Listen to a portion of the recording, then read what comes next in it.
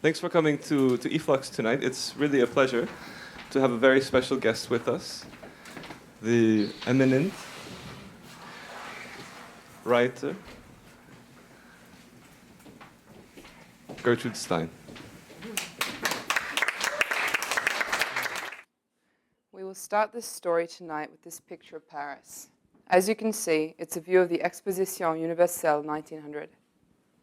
This was a big event in Paris, as you can see from these two images. And this was one of the series of international exhibitions that were beginning to take place as of the mid-19th century. This expo included an art exhibition held in the Grand Palais. And the tradition of having an art exhibition, especially in France, at the Exposition Universelle dates back to 1855, when the first Exposition Universelle in Paris was held. In this building, named the Palace of Industry, industrial products from various nations of the world were exhibited. This World's Fair also included, for the first time, an art exhibition that took place in this building, named the Palais des Beaux-Arts. This happened to be the first international exhibition of contemporary art, and it was organized by nationalities. The biggest section in the center was occupied by the host, France, shadowed here in gray, while the other nations were placed in the smaller galleries around it. Some prominent French artists got their own rooms, like Ingres and Delacroix. By that time, the art museums were already organized according to national schools.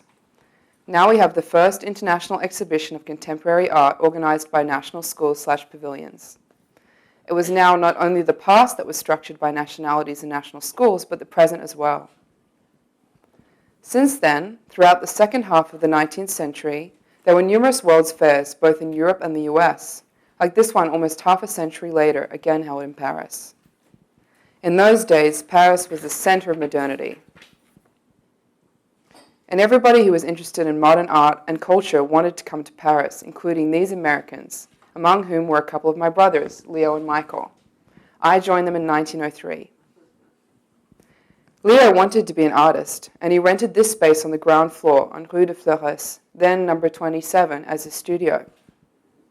But very soon he realized that he wouldn't be an artist, so he decided to collect instead. We can see some of the collections that he had acquired by the time I came to Paris. When I arrived in Paris, I began going around with Leo looking for interesting works of art. One day we learned that this guy, named Ambroise Voillard, had many Cezanne in his shop. So we would, from time to time, come to his place and buy some of Cezanne's work. Those were mostly small paintings since we could not afford the larger canvases. We did manage to acquire these two bathers and a Mont Saint-Victoire watercolor. Once we managed to amass a larger sum, we bought this very important portrait of Madame Cezanne. The key moment in our collecting career took place during the Salon d'Automne 1905, when the group of artists known as the Fauves appeared for the first time, as you can see on this illustration page. We decided to get one of these paintings for our collection. Since we had a chance to meet Matisse, we decided to buy this painting from him for 300 francs. It's a portrait of his wife. He refused to bargain, and we had to pay the full price. But we also became acquainted with him, and in those days he would come to visit us with his wife. When we hung the painting in our salon, people started to come to our home at random asking to see the painting. Finally, we decided to have Saturday as an open house where anyone interested in seeing our collection was welcomed. This is how our Paris salon began. The painting that started this is now hanging in the San Francisco Museum of Modern Art.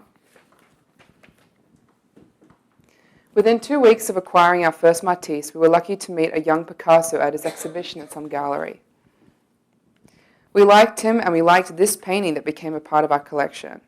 I thought at first perhaps to cut it in half since I didn't like the feet, but I gave up the idea eventually. In those days, we kept paintings framed, as you can see in this picture, but later on we began removing them and hanging the paintings without frames. This painting, Young Girl with a Basket of Flowers, is now in a New York mansion belonging to David Rockefeller, son of Abby Rockefeller, one of the founders of the Museum of Modern Art. Soon after, we acquired another Picasso from his Rose period, a big nude. We had it hanging in the salon in those days. Gradually, Pablo and I began spending more time together, and at some point he began painting my portrait. I didn't like it back then, and Pablo was also not happy with the face. Before leaving for Spain, he painted it over. After Pablo came back 2 months later, he painted my face from memory without seeing me. When the painting was finished, a friend came to see it. He noticed that the portrait was very good, but that it didn't look like me. Picasso immediately replied, "Perhaps not now, but it will." And indeed, this portrait is how most people know me now. Today it is hanging in the Metropolitan Museum. After a few years, our collection grew, and we were having more and more visitors, particularly from the old country. I couldn't help noticing that our salon looked like the salon exhibit we have here on the second floor. One day, our friend Man Ray came to visit us and took this photo of me and Alice sitting in front of the fireplace. A few years earlier, Alice came to Paris and we became very close, especially after she moved in.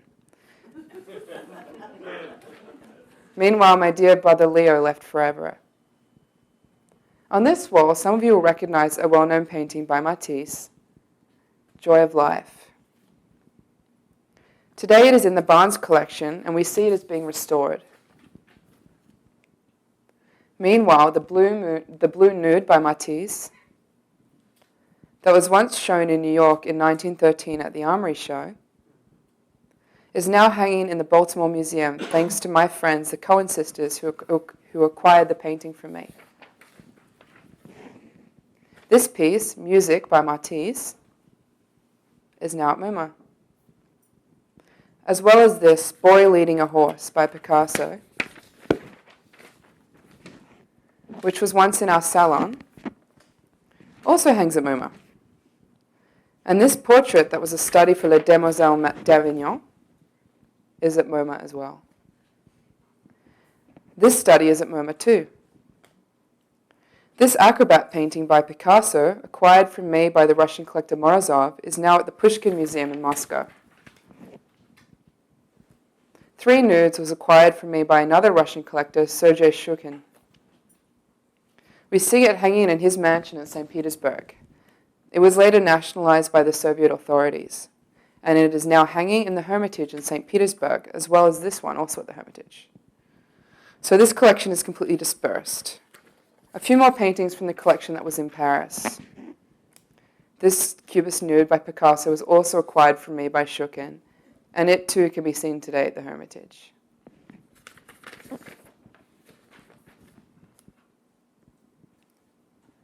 These are a few more Picasso paintings that I remember having in our collection.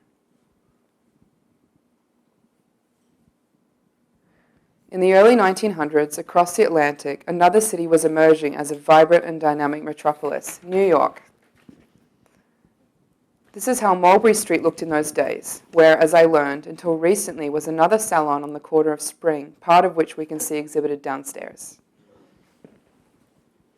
From the European perspective, America and New York were perceived as a cultural province, not only back then, but for many years later. This is why many Americans interested in art and literature, like my family, would come to Paris, which was considered to be the cultural center of the world. Many Americans would come over just to visit Paris. And I remember some that came to see our collection, which became quite a popular destination with all these Cezanne, Matisse, and Picassos on our walls. One of these people from New York that came to visit our salon sometime in 1908 was Alfred Stieglitz, already a famous photographer. This is one of his photos of Paris at that time. Stieglitz was very much impressed with our collection, and when he returned to New York, he was the first to exhibit Picasso and later Matisse in that city. It was around 1910, 1911, but definitely before the 1913 Armory Show. This is a later exhibition of Picasso and Braque together with some African sculpture in his Gallery 291, sometime in 1915. We can see a direct connection between our collection and Stieglitz bringing these artists to the United States. Another connection is the 1913 International Exhibition of Modern Art, known as the Armory Show, where this Matisse nude from our collection was exhibited.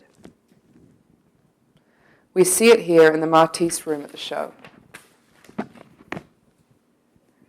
As its symbol, this international exhibition selected the Liberty Tree, and its slogan was the New Spirit. It took place in the 69th Infantry Armory building on Lexington Avenue. When we look through the Armory Show catalogue, like these 2 pages, we notice that artists are listed as individuals, not according to their nationality, as was the usual case in those days for an international show. This internationalism through individualism will later become the standard for the Museum of Modern Art in New York and today for the art scene in general. Here we see one of the views of the New York exhibition. After New York, the exhibition traveled to Chicago and Boston. This photo is from Chicago. In this press photo of the Cubist room, we can recognize the most famous painting of the show, the one that got the most attention and controversial coverage, Nude Descending a Staircase No. 2 by Marcel Duchamp. The Armory Show was initiated by a group of American artists and collectors who wanted to, somehow, shake up the scene that was very academic and conservative by bringing the most avant-garde art from Europe. They also included many local artists, and the majority in the show were Americans, but the most daring and the most controversial art came from Europe. That's why organizers invited artists such as Matisse and Brancusi, as well as Cezanne, Picasso, Duchamp, and Picabia. In the US, these artists became synonymous for modern European art. That also influenced Americans to start collecting this kind of European art. Gradually, the avant-garde bunch of European modern artists was being perceived and interpreted in the US as the mainstream modernism. One such early case was the Arensberg Collection in New York as a direct consequence of the Armory Show. We see here Louis and Walter Arensberg with Marcel Duchamp, who was most likely in those early years advising them regarding the collection. In the years after the Armory Show, the home of Arensbergs became some kind of meeting place for artists coming to New York from abroad, Europe or Mexico. Their apartment would occasionally become a salon, and this was perhaps the earliest emergence of a kind of international art scene in New York. Another important case was the Société Anonyme, initiated by Marcel Duchamp and Catherine Dreyer, both participants at the Armory Show. Catherine Dreyer was a painter, but with some money as well. In 1920, they established the Société Anonyme with the idea to collect and exhibit modern art. As we can see on the cover of this 1921 annual report, their second name was the Museum of Modern Art. Perhaps the most important exhibition the Société Anonyme organized was in 1926 in the Brooklyn Museum, titled the same as the Armory Show, the International Exhibition of Modern Art. In the installation views, we can notice that it was a very impressive show. The hanging even today does not look outdated. And judging by the 2 Mondrians and the large glass, it was definitely avant-garde oriented. This was 3 years before the foundation of another Museum of Modern Art in New York. By the 1930s, New York was already a metropolis. At that time, perhaps the world's greatest city. And in 1929, a group of collectors and enthusiasts rented a space of 5 rooms in this Heckscher building with the idea to open something that would become the Museum of Modern Art.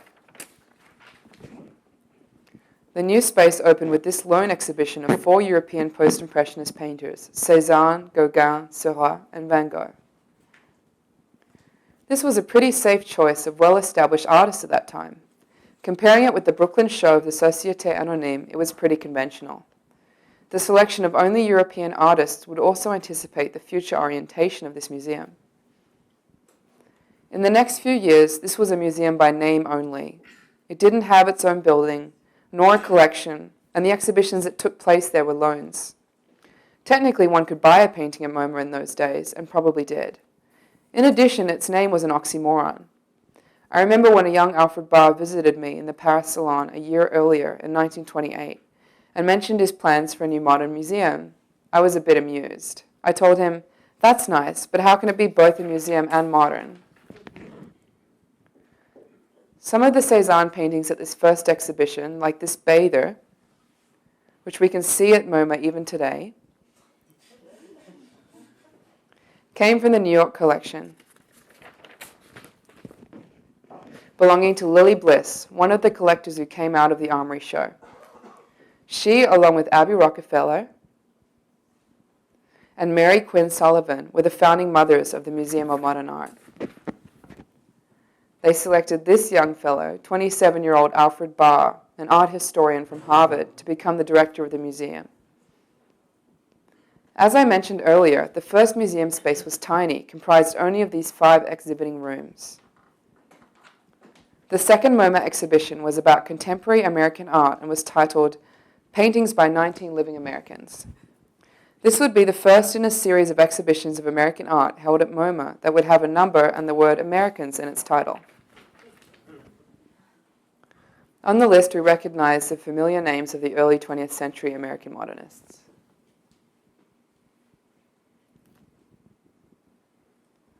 The third exhibition brought us back to Europe, to Paris and to the contemporary art scene there.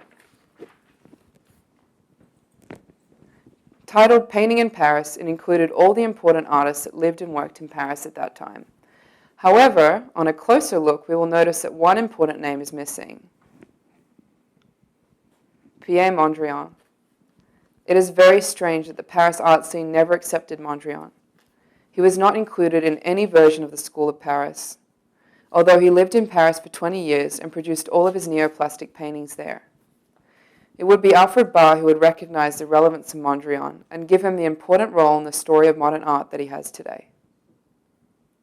So, at that point, the Museum of Modern Art was kind of a strange place. It didn't have its own space, and it didn't have a collection.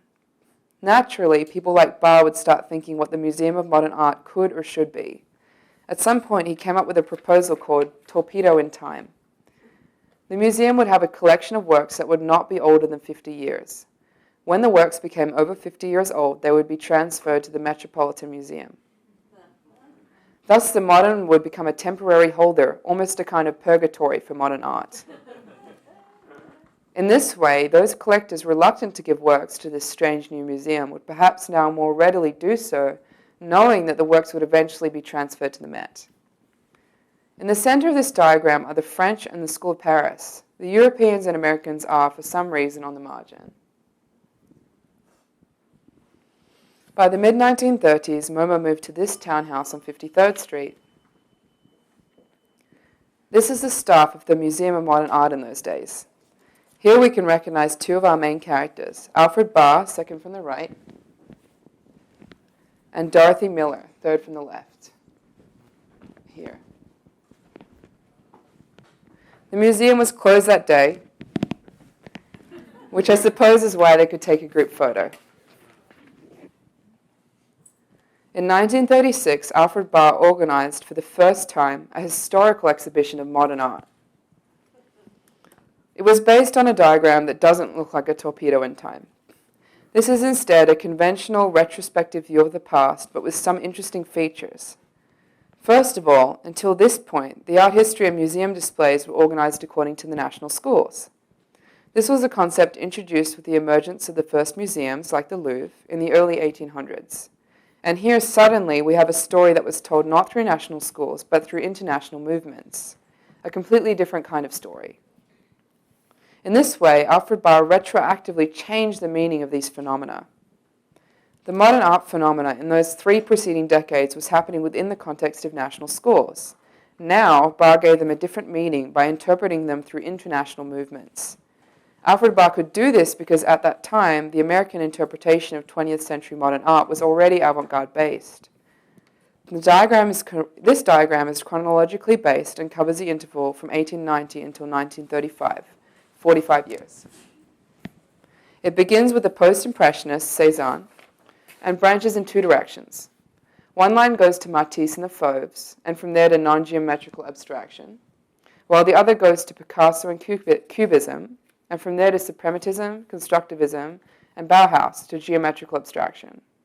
Notice there are no Americans on this diagram.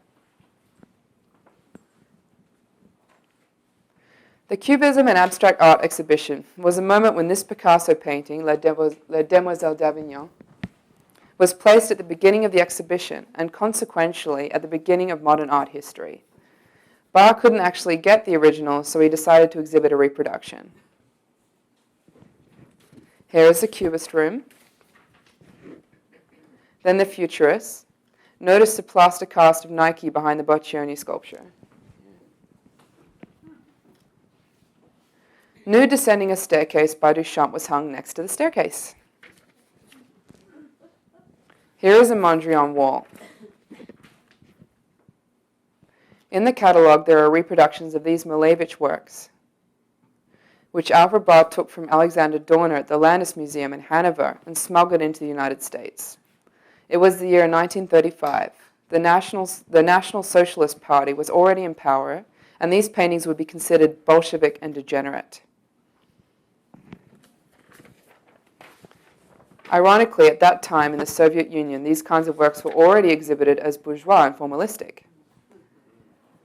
The catalogue also contained a reproduction of the Abstract Cabinet by L. Lissitzky.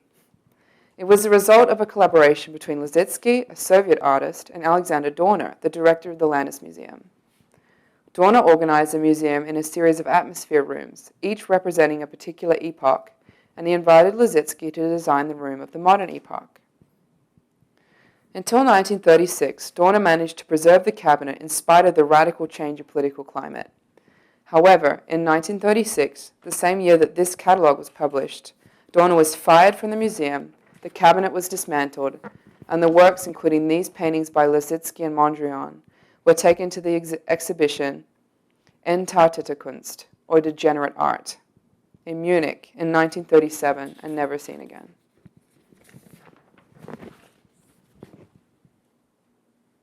So, in the two most important countries at that time, when the exhibition Cubism and Abstract Art was taking place, you couldn't find modern art in the museums.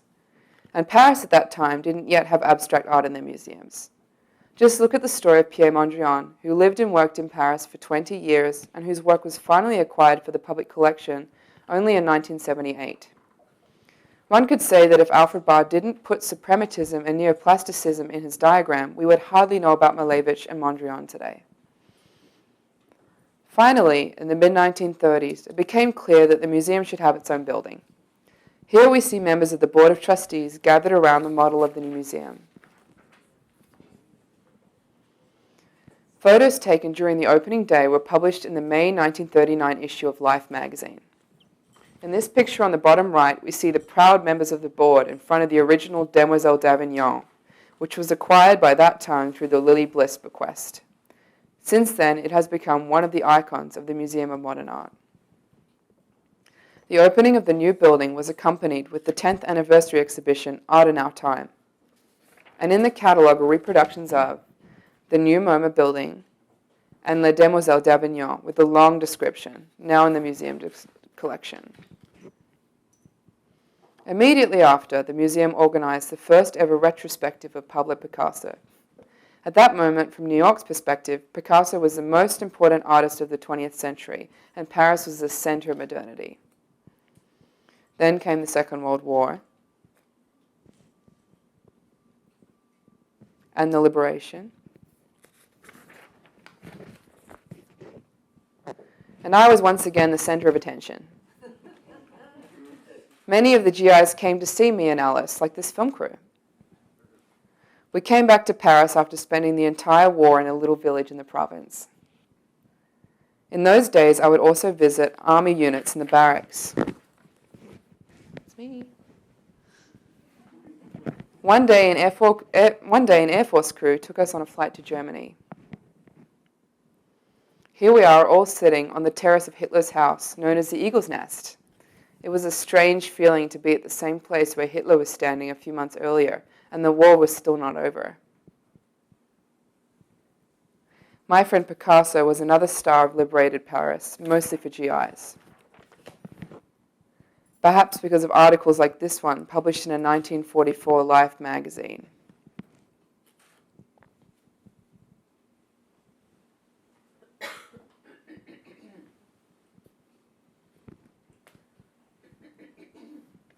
After the war, he emerged as a kind of a hero, since he did not collaborate during the occupation, unlike some of his colleagues.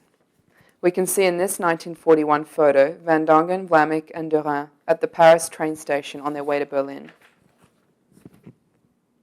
Here is Picasso with Lee Miller, the war photographer. Here are some GIs examining the paintings in his studio. Also, in this group photo by Versailles, we can recognize among the visitors Picasso's friends, Lacan, Simone de Beauvoir, Versailles, Sartre, Camus. At the first Salon d'Automne after the liberation, Picasso was awarded with a one-man show, where he exhibited works from the previous few years. The exhibition was visited by the American General Lee. Soon after, the images of gendarmes in the Picasso exhibition started to emerge in the Paris press. Strangely enough, they were placed in the gallery to protect Picasso's paintings from Parisians. According to Alfred Barr's account in this 1946 book, the reason is that some groups of Parisians started attacking Picasso's paintings. This must have been very confusing, especially to Americans like Barr or Sidney Janis, since they had a hard time explaining how it was that in Paris, the capital of modern art, Parisians were attacking Picasso, the most important modern artist. Not only that, they were removing paintings from the walls, a very strong emotional action. There were Beaux-Arts students staging demonstrations in front of Picasso's studio demanding to burn his paintings. If this were happening in Paris, how was it in the rest of Europe? That shows you the degree of disconnect that existed in Europe after the war about 20th century modern art in comparison to the story that was being shaped at MoMA. This could explain the reasons for this comprehensive exhibition of modern art titled 20th Century Masterpieces, organized by the Congress for Cultural Freedom, to be shown in Paris and London, both capitals of the major US allies. James Johnson Sweeney, formerly curator of MoMA and now the director of the Guggenheim Museum, was selected to be the curator, and this is how he explained the situation. I wanted to assemble a number of modern works, known by reputation throughout the world, but not seen in Paris for many years or never at all. Most of the pictures shown here are of the kind that are blacklisted in Russia and that were prohibited as degenerate in Nazi Germany. Here we see Sweeney on the left, together with Mies van der Rohe in the Guggenheim Museum. The organizers tried to assemble the best collection possible, as we can see from this cable. Nabokov, the director of the Congress, is writing to Sweeney on behalf of Jean Cassou from the Paris Modern Museum. He is begging Sweeney to bring The Sleeping Gypsy and La Demoiselle d'Avignon from MoMA. For some reason it didn't happen, and these two paintings were not included in the show.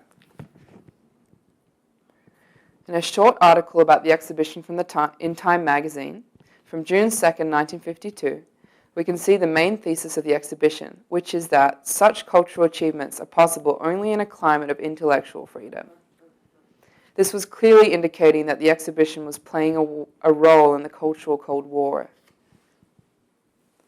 While reading the names in the catalogue, we will notice that, although the curator was an American, the exhibition is based entirely on European modern artists, and that almost all of them, like Kandinsky, Kirchner, and Klee, came from American collections. In other words, it is the Americans who are bringing European modern art to Europe, including Marcel Duchamp, and even these four suprematist paintings by Kazimir Malevich. We may also notice that the selection was avant-garde oriented according to the already established MoMA narrative. Also, the artists are listed as individuals regardless of their nationality, something we have seen earlier in the Armory Show catalogue. Although the title was 20th Century Masterpieces, it seems that an American curator decided to re-establish the modern art forgotten in Europe only through European artists. From Paris, the exhibition was taken to London and shown in the Tate Gallery. To understand the difference between the American and European interpretation of the 20th century modern art at that time, it would be helpful to take a look at this 1954 catalogue of the Musée d'Art Moderne in Paris, printed 10 years after the war. Their chief curator at the time was Jean Cassou. The floor plan contains some familiar names and phenomena that are associated with the Paris art scene, but also some not so familiar names. However, the real meaning of this structure, the real nature of this Museum of Modern Art, becomes clear when we reach this floor. Among many rooms, we will notice this one at the very end, room number 31. From this close-up, we can learn that the name of this tiny room is École étrangère, foreign schools, meaning the rest of the world. So the rest of the world, according to the Museum of Modern Art in Paris, is placed in room 31. And if you think now of the Museum of Modern Art in New York, according to this Paris way of structuring art history, it entirely consists of foreign schools. From the New York perspective, the entirety of MoMA would in fact be in room 31. And then, if you look at the names of the artists in the Paris collection under the letter M, you won't find Mondrian, you won't find Magritte, you won't find Malevich. And there are also no artists like Marcel Duchamp or Kurt Schwitters. Many of the key artists important for Alfred Barr's story, which some of you heard last week, are not in this collection. So what kind of story of modern art was possible to tell based on this collection? Definitely not the one we know today. 3 years after 20th Century Masterpieces, which was an exhibition of European modern art organized by Americans, the first European attempt to re-establish the modern art narrative was the international exhibition Documenta 1, which took place in 1955 in Kassel, Germany. Memories of modern art that were removed from the public sphere in the years before the war are now brought back not only through the work, but also through the faces of the artists that were once labeled as degenerate. This was a European exhibition of primarily Western European modern art, with no Russian and Soviet avant-garde artists included, and with the symbolic appearance of Albers and Calder as Americans. From the European perspective, American art was considered provincial and marginal. Before World War II, American art was not shown and not well known at all in Europe. The first serious attempt to bring Americans to Europe was an exhibition titled 3 Centuries of Art in the United States, organized by the Museum of Modern Art in New York. It took place in 1938, just before the outbreak of World War II, at the Galerie Nationale du Jeu de Paume in Paris. It included painting, sculpture, architecture, photography, and film. Many Parisians and art critics were surprised to find out that there was such a thing as American art. They used to say that when visiting America, they would come back with memories of Italian and French art. In the American museums, visitors could see Renaissance, Dutch Golden Age, and 18th and 19th century French art. Even the modern art at MoMA was entirely European. Although its second opening exhibition was 19 living Americans, being primarily pro-European oriented, MoMA was naturally criticized for not supporting American art. In order to answer to such attacks, MoMA would occasionally organize an exhibition of American art. Especially in the 2 decades after the war, a series of important exhibitions with Americans in the title was curated by Dorothy Miller. This 1946 exhibition, 14 Americans, was intended to show the variety of American art and included 2 artists that will become known as abstract expressionists, Motherwell and Gorky. As we can see from this installation view of Gorky, each artist at this exhibition was represented by several works. In those days at group shows, artists were usually represented with only one work in group shows. Then, 6 years later, we have this 1952 exhibition called 15 Americans, with Jackson Pollock and Clifford Still, curated by Dorothy Miller.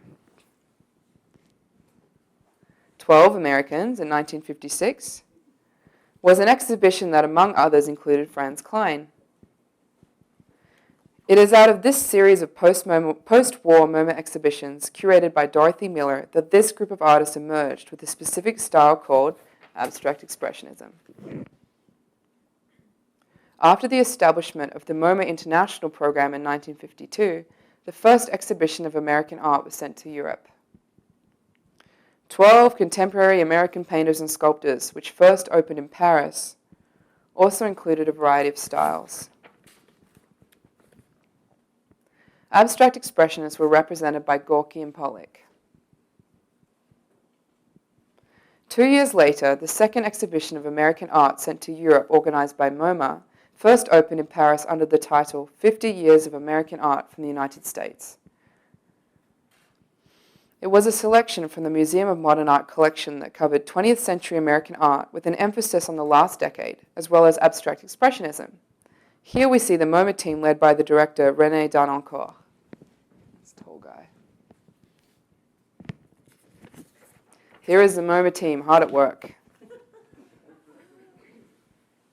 Here are Darnancourt and Dorothy Miller installing the show. This was the opening day.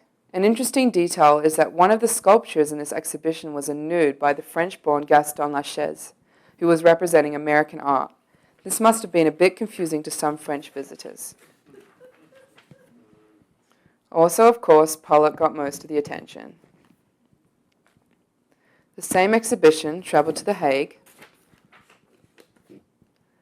and then under the changed name Modern Art in the United States, it went to the Tate Gallery in London. In an article about the exhibition, we find this statement about American art. To read the names in this catalogue of the modern American art exhibition at the Tate with their German, Scandinavian, Netherlandish, Mediterranean, Jewish alliances is to realize the first condition of American art, its cosmopolitan variety. It gradually became clear to Europeans that being an American is not the same as being Italian, German, or French, but is in fact all of the above. After London, the exhibition traveled to Frankfurt, then to Vienna, and then finally to Belgrade, the only socialist country that any MoMA exhibition had ever traveled to. This was one of the most important exhibitions that ever came to Belgrade. Although heavily attended, it was very soon forgotten. This happened to be the last exhibition in which Pollock was exhibited as a living artist. By that time, it became clear to most Europeans that the Museum of Modern Art was the most important modern museum, and the fact that it included in its collection the most recent developments in the American scene, particularly abstract expressionism, led some European museums to consider acquiring American art for the first time. It is most likely that this interest in recent American art led to an exhibition of only abstract expressionism titled The New American Painting that became the most known exhibition in those days. It traveled through major European cities in 1958 and 1959. It is interesting to read the title of the New York Times article about this exhibition. New World prepares to show its cultural achievements to Old World. Though it was already clear in Europe that American art was becoming dominant on the world scene, the title of this article still shows a certain timidness on the American side, as though a younger brother were preparing to show his achievements to his older brother. Here we see Dorothy Miller at the opening reception, and here a lecture about American art in Basel. This is the exhibition in Berlin with works by Franz Klein, Mark Rothko, and Adolf Gottlieb. The exhibition made an impact in Europe, as we can see from this title in the London Horizon. This is now the European understanding of what was happening. When the exhibition was brought back to New York, it was exhibited at the Museum of Modern Art.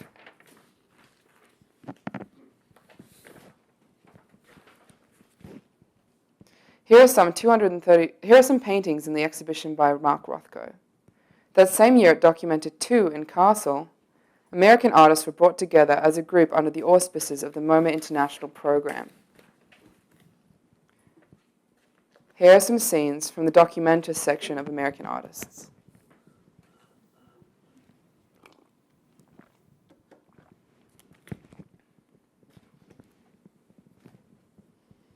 Here is the Jackson Pollock Gallery.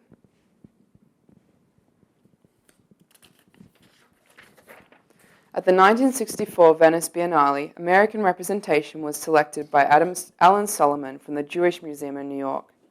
It included Morris Louis, Kenneth Noland, Jasper Johns, and Robert Rauschenberg. Since the paintings by Louis and Noland were so big, they occupied the entire American pavilion, while Johns and Rauschenberg were exhibited at the American Consulate, which was outside of Giardini, thus making them formally ineligible for the prize. However, when the rumors started that Rauschenberg was seriously considered for the grand prize, his paintings were literally shipped on boats. and brought to Giardini. Since there was no room inside the pavilion, the paintings were hung on an improvised construction in front of the pavilion. This was sufficient for the jury, and here we see Rauschenberg receiving the grand prize. Since this was the first time that an American received the highest award at the Venice Biennale, not all reactions were positive, as we can see from this article in the French press titled, "America declares the end of the School of Paris and sends pop art to colonize Europe." Or this life title, "Art pops in, Europe explodes as Americans take prize." The Venice Award to Rauschenberg marked the formal recognition of a process of emergence of American art on the world scene after World War II. Finally, even Clement Greenberg had enough confidence and courage to title his 1965 article, "America Takes the Lead." This story of how Americans, through collecting the European avant-garde, enabled MoMA to establish its narrative based on avant-garde movements, which then allowed American artists to emerge after World War II by building on that narrative, was the theme of this 2011 exhibition that took place at the James Gallery at CUNY Graduate Center. It was titled after my book, The Making of Americans. The exhibition took place in this building on Fifth Avenue. In the window display, we can see the portraits of some of the major characters of this story: Gertrude Stein, Alfred Stieglitz, Catherine Dreyer, Marcel Duchamp, Dorothy Miller, Alfred Barr, and Hilary Bay. Here is the entrance to the exhibition. The exhibition begins with the Salon de Fleurs on the left and the Museum of Modern Art exhibit in the front. Salon de Fleurs, a New York recreation of my Paris salon, was represented with this room. On the opposite wall, we see the title of the exhibition. These are close-ups of the MoMA exhibit. This little MoMA is based on Alfred Barr's diagram. On the left wall is an exhibit about American collections and exhibitions of European modern art before the Museum of Modern Art. It includes related catalogs and publications. This is an installation view of the modern European art shown at MoMA before World War II, including the paintings and the catalogs of some major MoMA exhibitions. The second half of the exhibition is about the emergence of post-war American art. It begins with Dorothy Miller and some of the exhibitions of American art that she curated. These are installation views of the American part of the exhibition, The Making of Americans.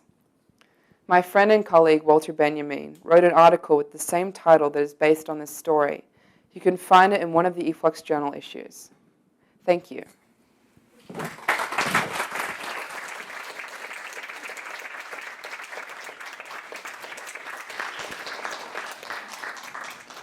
Thanks, everyone. Just a quick note for the end. That this lecture by Gertrude Stein takes place on the occasion of the exhibition The Unmaking of Art, which is downstairs on the second floor and is closing on Saturday. So that's the last day of the exhibition. And don't miss the openings for a kind of two-part exhibition that will be The Spectres of Communism, Contemporary Russian Art, which will be opening at e-flux. It will be opening at the James Gallery on Friday, February 6th, from 6 to 8 p.m. And there will be an opening at e-flux on February 10th, Tuesday, February 10th, from 6 to 8 p.m. And this exhibition is curated by Boris Groys, so don't miss it. Thanks for coming.